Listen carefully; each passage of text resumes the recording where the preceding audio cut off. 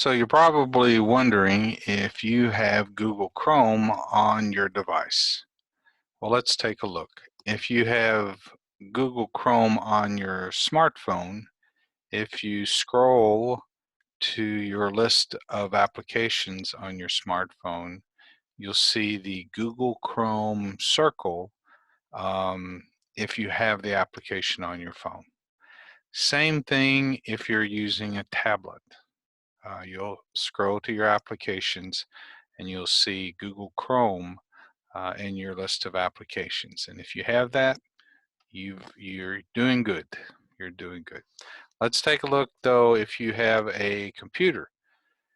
So this is the desktop for my home computer.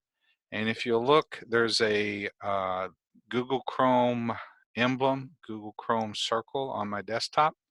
And so that's one way you can tell that you have Google Chrome. The other way, if you go down to your taskbar, and if you look on your taskbar and you see the Google Chrome circle, then you'll know you have Google Chrome on your computer.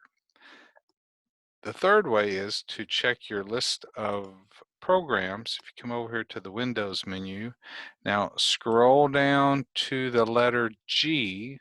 These are alphabetical, so if you scroll down to G, you'll see Google Chrome if you have it installed on your computer.